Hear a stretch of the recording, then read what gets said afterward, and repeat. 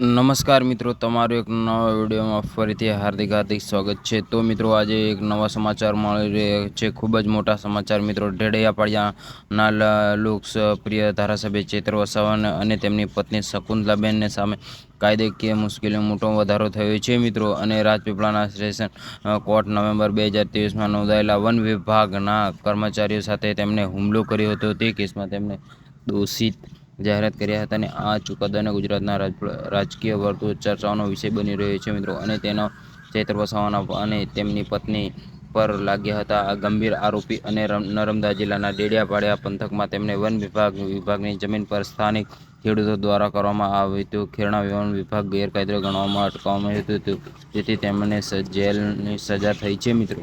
અને આ ચર્ચા હાલ સોશિયલ મીડિયાની અંદર ઘણી ચર્ચામાં ચાલી રહી છે। અને મિત્રો, ધારાસભ્ય ચૈત્ર વસાવા વન વિભાગના કર્મચારી પોતાના નિવાસસ્થાન બોલ્યા હતા। અને મિત્રો, તેઓ જો બેઠક દરમિયાન મામલો ઉગ્ર બન્યો હતો અને વન કર્મચારીઓ માટે ખંડણી માંગવામાં આવી ડર એક રાઉન્ડ ફાયરિંગ કરવાનો ગંભીર આરોપ વન વિભાગ દ્વારા લગાવવામાં આવ્યો હતો મિત્રો। અને તેઓ કાયદેકીય કાર્યવાહી ધરપકડ કરવાની વિનંતી હતી મિત્રો। અને ફરિયાદના આધારે ડેડિયાપાડિયા પોલીસ સ્ટેશનમાં ચૈતરભાઈ વસાવા અને તેમના પત્ની અને તેમના પીએ જીતેન્દ્ર અને અનુપ ખેડૂતો સામે ગુનો નોંધાયો હતો મિત્રો। અને જેથી તેમણે જેલની અંદર પૂરી દીધા હતા।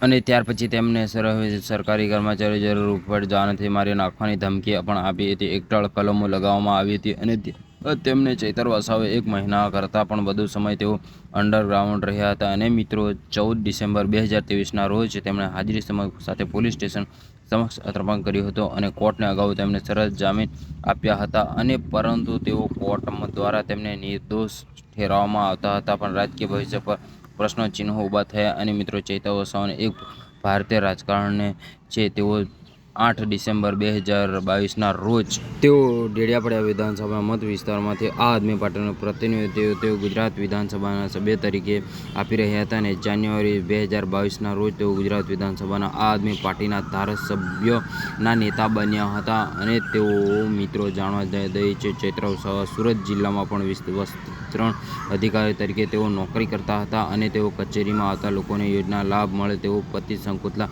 સાથે મળી કામગીરી સામાજિક સેવા શરૂ કરી હતી મિત્રો। અને બીજી તરફ તેઓ નર્સની નોકરી કરતા અને વર્ષાબેન પણ કંઈક ને કંઈક નોકરી કરતા હતા મિત્રો। અને મિત્રો, તેમની સાથે જોડાયેલા ત્યાં ચૈત્ર વસાવાના સાથે લગ્ન કરેલા આજે ચૈત્ર વસાવાના 2 પત્નીઓ અને ચૈત્ર વસાવા કયા મકાન પરિવાર સાથે છે મિત્રો। ડેડિયાપાડાના બોગસ ગામોના સામાન્ય યુવાનો ધારાસભ્ય બન્યો, હાલ તેઓ ભરૂચમાં લોકસભામાં ઇન્ડિયન ગઠબંધન ઉમેદવારોમાં ઉલ્લેખનીય બન્યો છે। અને મિત્રો, વર્ષ 2017માં બીટીપીના મહેશ છોટુભાઈ વસાવા ડેડિયાપાડાના બેઠક પર વિજેતા બન્યા હતા। અને મિત્રો, સૌથી મોટો ફાળો એ મળી રહ્યો છે કે ચૈત્ર વસાવાનો રહ્યો હોવાનું કહેવામાં આવે છે। અને મિત્રો, મહેશ વસાવા સાથે અણાબેરામત બાદ વેસ્ટર્ન આમ આદમી પાર્ટીમાં તેઓ જોડાઈ ગયા હતા। અને મિત્રો, વર્ષ 2022માં ચૈત્ર વસાવા સમાજવાદી પાર્ટીમાં જોડાયા હતા મિત્રો।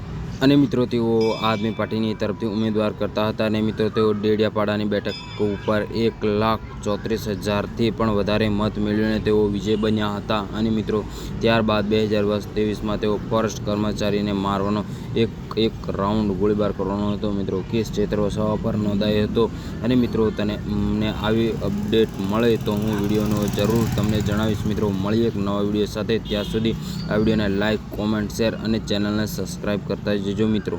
અને મિત્રો, ચૈત્ર વસાવા અને તેમની પત્ની અને તેઓને કેટલા વર્ષની 7 વર્ષની જેલ થઈ છે। અને મિત્રો, તેમના વિશે થોડી અપડેટ મળે તો હું તમને વિડીયોની અંદર જરૂરથી જણાવું છું મિત્રો। ત્યાં સુધી વિડીયોને લાઇક, કોમેન્ટ, શેર અને ચેનલને સબસ્ક્રાઈબ કરતા જજો મિત્રો। મળીએ એક નવા વિડીયો સાથે, ત્યાં સુધી વધુમાં વધુ શેર કરો વિડીયો।